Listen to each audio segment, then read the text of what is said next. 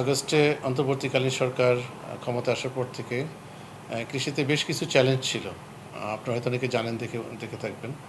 প্রথম যে চ্যালেঞ্জটা আসলে আমরা ফেস করেছি কৃষি মন্ত্রণালয় থেকে, যে আমাদের একদম আগস্টের মাঝামাঝি সময় পরের থেকে হঠাৎ করে কিন্তু পরপর ৩টা বন্যা হয়েছে।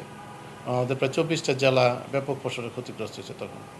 তো সেটা, এই ক্ষতিটা পোষানো এবং বন্যা উত্তর কার্যক্রম হাতে নেওয়া আমাদের একটা বড় চ্যালেঞ্জ ছিল। তো আমরা চেষ্টা করেছি বিভিন্নভাবে সেটাকে সফলভাবে উত্তরণের জন্য। প্রথমত আমরা কৃষিতে যে ইনসেন্টিভ দেয় সেটা দিয়ে আমরা নতুন করে প্রণোদনা দিয়েছি। বিভিন্নভাবে যেসব জায়গাগুলোতে বীজ সার ছিল সেগুলোকে আমরা সেখান থেকে আমাদের বন্যা আক্রান্ত এলাকাগুলোতে আমরা সরবরাহ করেছি এবং যথাসম্ভব চেষ্টা করেছি আমরা ওই ফসলটাকে ধরতে। তারপরে যেগুলো পানি একটু দেরিতে পানি গেছে সেখানে আমরা যেটা করেছি, আমরা পরে সবজি আগাম সবজি সেটা করেছি এবং শীতকালীন সবজির জন্য আলাদা প্রণোদনা দিয়েছি এবং দিয়ে আমরা একটা বিকল্প ফসলের মাধ্যমে আমাদের চাষি এবং কৃষক ভাইদেরকে তাদের সেই ক্ষতিটা পুষিয়ে নেওয়ার চেষ্টা করেছি। এবং এটাকে মাথায় নিয়ে আমরা কিন্তু একটা ওয়ার্ল্ড ব্যাংকের সাথে একটা প্রজেক্ট আমরা এর মধ্যে করেছি, যাতে করে ওই যারা ক্ষতিগ্রস্ত কৃষক এবং এই কৃষির যে ক্ষতিগ্রস্ত এলাকা, সেখানে কৃষির কীভাবে আমাদের কীভাবে পুনর্বাসন করা যায় সেটার জন্য একটা দীর্ঘমেয়াদী পরিকল্পনা আমাদের রয়েছে। খুব কয়েকদিন আগেই একটা প্রজেক্টটা পাস হয়েছে এবং ওয়ার্ল্ড ব্যাংকের সহায়তা আমরা একটা কার্যক্রম হাতে নিয়ে চলে। আপনারা জেনে থাকবেন যে আসলে একটা বড় চ্যালেঞ্জ ছিল এই শুরু থেকেই সার ব্যবস্থাপনা নিয়ে। তারপরে জানেন যে একটা সারের একটা ভালো সংকট ছিল। বিশেষ করে ডলার আমরা সাফিসিয়েন্ট না পাওয়ার কারণে এলসি খোলা যায় নাই এবং আমাদের কিন্তু বেশ কয়েকটা দেশ থেকে সারের যে অর্ডারগুলো ছিল সেগুলো ক্যান্সেল হচ্ছিল। এবং এই অন্তর্বর্তীকালীন সরকার এসে কিন্তু আমি খুবই কৃতজ্ঞ, আমার উপদেষ্টা এবং অন্যান্য অর্থ উপদেষ্টা মহোদয় এবং অন্যান্য উপদেষ্টারা খুবই আন্তরিকভাবে আমাদেরকে এই সার ব্যবস্থাপনাটা সহজীকরণ করার জন্য আমাদেরকে ব্যাপকভাবে সাহায্য করেছেন। গভর্নর, বাংলাদেশ ব্যাংক এবং আমাদের অর্থ মন্ত্রণালয় থেকে আমাদের কিন্তু খুবই সহায়তা করার কারণে আমরা প্রতিকূলতার মধ্যেও এই ডলার অনেক আমাদেরকে বিশেষভাবে দেওয়া হয়েছে এবং যে কারণে আমরা সারের সরবরাহটা নিশ্চিত করতে পেরেছি। এর মধ্যে বেশ কিছু দেশের সারের অর্ডার বাতিল হয়েছিল, সেগুলো আমরা কিন্তু কোনোভাবে কাটিয়ে উঠেছি এবং এই যে একটা পুরা ব্যবস্থাপনাটা কিন্তু অনেকটা বড় রকমের রিস্কের মধ্যে ছিল।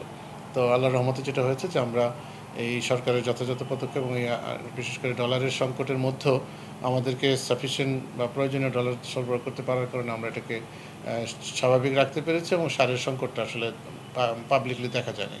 আমরা কিন্তু এক ধরনের ভীত ছিলাম গত বছরের এই সব সার্বিক অবস্থায়। এখন কিন্তু এটা অনেক আমূল পরিবর্তন হয়েছে এবং এখন কিন্তু আসলে আল্লাহর রহমতের সারের আর কোনো ভবিষ্যৎ সংকট নাই। এবং আপনারা জানেন যে কোথাও বিচ্ছিন্নভাবে কিছু সমস্যা ছিল গত বছরে, কিন্তু সেইভাবে সার কোথাও ছিল না এরকম কিন্তু ছিল না। তো এটা একটা বড় চ্যালেঞ্জ আমরা মোকাবেলা করতে পেরেছি, এই সারের সংকটটা আমরা দূর করতে পেরেছি এবং এখন আমরা সারের এই ব্যবস্থাপনাটা আরও কীভাবে সুন্দর করা যায়, স্মুথ করা যায়, সেটার জন্য কৃষি মন্ত্রণালয়ে আমরা বিভিন্ন রকম উদ্যোগ নেওয়ার চেষ্টা করছি এবং সেটা নিয়ে আমরা কার্যক্রম হাতে নিয়েছি। আশা করি সামনে সারের সংকট আর সেভাবে হবে না। ইতিমধ্যে আমরা আইটিএফসির সাথে গতকালকে একটা লোন এগ্রিমেন্ট আমাদের মাননীয় অর্থ উপদেষ্টা মহোদয়ের নেতৃত্বে যে কমিটি আছে সেটা তারা অনুমোদন দিয়েছেন। এটা পেলে আমাদের জন্য আরও সহজ হবে। আমরা এখান থেকে সহজ শর্তে আমরা ঋণ পাবো, সেই ঋণ অনুযায়ী আমরা সারের সংকটটায় আমরা অর্থ যোগান দিতে পারবো এবং এলসির ঝামেলাটা অনেকাংশে কমবে। তো এটা একটা বড়, আমি বলবো, এই সরকারের অ্যাচিভমেন্ট যে আমরা সারের সংকটটা যেভাবে ক্রাইসিস মোমেন্টে আমরা সংকটটাকে মোকাবেলা করতে পেরেছি এবং এখন যে সামনে যে প্রক্রিয়াগুলো রয়েছে সেটা থেকে তার অনেক সহজতর হবে। আমরা গোডাউন নির্মাণের জন্য বিভিন্ন রকম প্রক্রিয়া আছে, সেগুলো হলে একসময় যে সারের কোনো সংকট আর সেইভাবে ইনশাল্লাহ থাকবে না। এটা আমাদের একটা চেষ্টা ও প্রয়াস আছে। এই মুহূর্তে তো সারের সংকট নাই। আর আপনি জানেন যে এখন এটা অফ পিক সিজন চলছে, এখন কিন্তু সারের আসলে ব্যবহারও কম, কিন্তু আমরা চাহিদা এই সময়টাতে নাই, শিগগিরই আসবে সামনে। যে এখন তো আমাদের ধরেন মাত্র আমরা বড় ফসল শেষ করলাম, এখন আমরা এখন সারগুলো স্টক করছি, আমাদের যে নিয়ম অনুযায়ী সারগুলো আনার কথা সেভাবে আসছে এবং আমরা এখন যেহেতু ডলারের সংকট নাই, আমরা অনেকখানি পজিটিভ আছি। নতুন দেশের সাথে আমরা নতুন চুক্তি করার চেষ্টা করছি, যাতে করে আমাদের জন্য সারকে অল্টারনেটিভ সোর্স বাড়ানোর জন্য আমরা চেষ্টা করছি, যাতে আমাদের ডিপেন্ডেন্সিটা কমে। সেগুলো নিয়ে আমরা কাজ করছি। আশা করছি যে সারের সামনে আগে যেরকম সমস্যা আমরা রেগুলার শুনেছি সেটা ইনশাল্লাহ থাকবে না। তো 3 রকমের নন ইউরিয়া সার নিয়ে থাকি, এমওপি, ডিএপি এবং টিএসপি, আর ইউরিয়া সার নিয়ে থাকি। ইউরিয়া সারটা মূলত আমাদের বিসিএসির মাধ্যমে আমরা প্রকিউর করে থাকি শিল্প মন্ত্রণালয়ের, আর নন ইউরিয়া পুরাটাই আমাদের বিএডিসি প্লাস আমাদের লোকাল টেন্ডারের মাধ্যমে আমরা করে থাকি।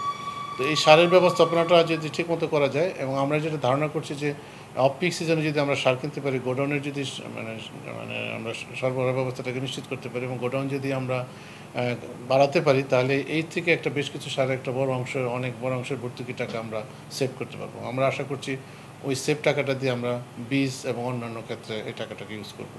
তো এইভাবে আমরা একটু ভিন্ন রকম মাত্রায় পরিকল্পনার মধ্যে দিয়ে যাচ্ছি। আমরা পুরোটাই আমদানি করতে হয় না দেশে? নন ইউরিয়া সার অলমোস্ট পুরোটাই করতে হয়। ইউরিয়ার ধরেন যে প্রায় 30+% আমরা পাই, বাকিটা হচ্ছে আমাদেরকে আমদানি করতে হয়। ঠিক আছে, সারের বিষয়টা একটু পরের একটা প্রশ্নতে যাই। সেটা হচ্ছে ছোট এবং প্রান্তিক কৃষকদের জন্য সরকার কি ধরনের সহায়তা দেবে বা দিচ্ছে? আচ্ছা, ধন্যবাদ। জিনিসটা হচ্ছে যে একটা আপনারা দেখেছেন এবার যে আমাদের কিন্তু আমি একটু ভিন্ন প্রসঙ্গে যাই। আমাদের এই গত বছরই আলু এবং পেঁয়াজের দাম তার আগের বছর অনেক বেশি ছিল এবং এটা মার্কেটে সরবরাহ কম ছিল। আপনারা দেখেছেন এটা একটা ব্যাপক একটা মানে কী বলবো, একটা হিউ অ্যান্ড ক্রাইয়ের মতো হয়ে গেছিলো। তো আমার এইবার কিন্তু আবার আলুর দাম এবং পেঁয়াজের দাম অনেক কমে গেছে। তো এটা কিন্তু একটা বড় শিফট, এবং আমরা অনেকে ভাবে যে এত দাম কমে, আসলে যেটা হয়েছে যে আমাদের কৃষক ভাইরা আসলে যেহেতু গতবার দাম কম বেশি ছিল, তারা অনেকে আগ্রহী হয়েছেন এবার আবার বেশি ফসল করার জন্য। এতে করে প্রবলেমটা যেটা হয়েছে যে এখন সরবরাহের সাথে যেহেতু বাজারের ডিমান্ডের একটা গ্যাপ ছিল এবং একসাথে সবগুলো ফসল উঠেছে, সেই কারণে কিন্তু দাম হঠাৎ করে কমে গেছে। এতে করে যেটা দুঃখজনক ব্যাপার যেটা হচ্ছে যে কখনো কখনো কৃষকদেরকে তাদের যে পরিমাণ টাকা দিয়ে তার ইনভেস্ট করে এই ফসলটা করেছে, তার কিন্তু উৎপাদন খরচের চাইতে কম দামে তাকে ক্ষতিগ্রস্ত হয়ে ফসলগুলো বিক্রি করতে হয়েছে। কারণ তাদের হয়তো অনেকের লোনের টাকা ছিল, অথবা পরের ফসল করতে হবে, পারিবারিক বিভিন্ন প্রয়োজন মেটাতে হবে, সেই কারণে কিন্তু তারা অনেকটা কম দামে বিক্রি করেছে।